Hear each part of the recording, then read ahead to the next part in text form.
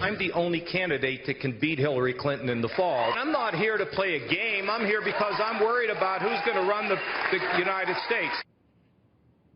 That was Governor John Kasich on the campaign trail today in Utah. And after a big win last week in Ohio, and as the 2016 race continues, Governor Kasich is hoping to rack up more wins.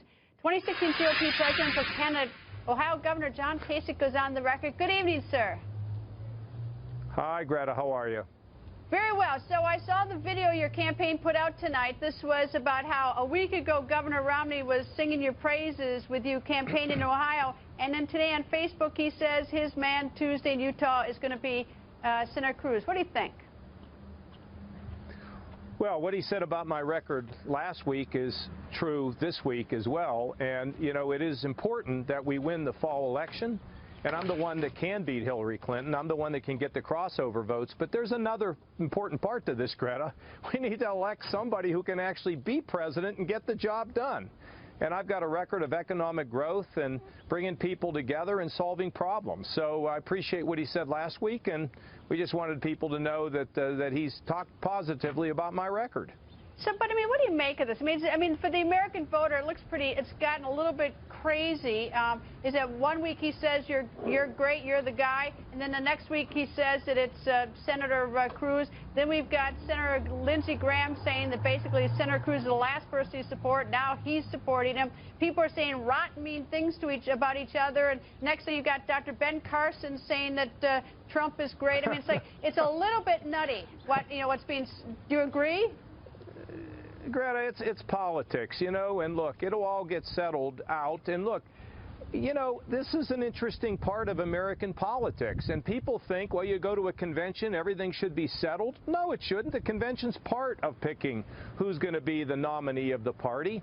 And I think this is being driven to some degree by pundits who, you know, they got to talk. That's how they get paid, for talking. And what everybody ought to think about is, how does this system work? You go through the primaries, and then, you know, you get to a convention. If somebody has enough delegates, they get picked. If they don't, which I don't think anybody will, then the delegates will take this very seriously. I was at the 76th convention, and I know personally how seriously the delegates select. And I think a record, accomplishments, vision is going to matter, and who can win in the fall.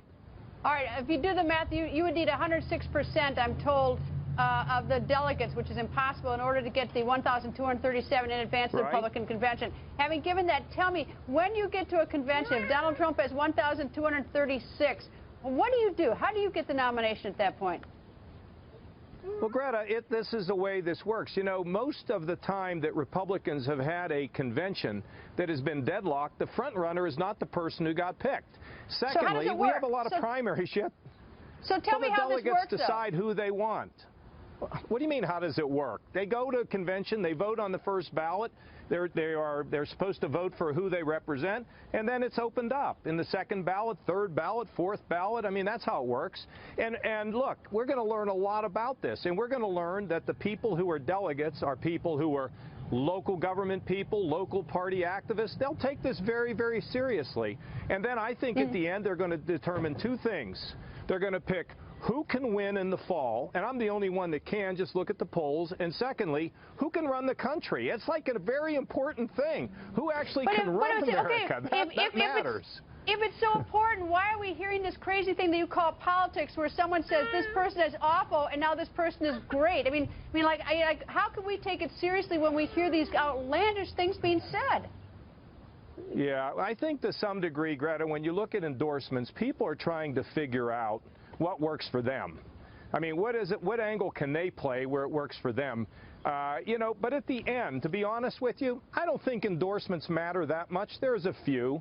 But frankly, people are not going to vote on the basis of somebody said that such and such. People are very smart. You know this. It's just like in a jury box. They sit there and they determine what they believe, not on the basis of who said what, but on the basis of when they look at somebody and judge whether they think that person has the brains and the heart and the ability to bring our country together. That's what I think it'll be, Greta. You know what? I actually agree about jurors. Jurors are always, they're pretty smart. Anyway, Governor, thank you for joining us. Greta, I love you.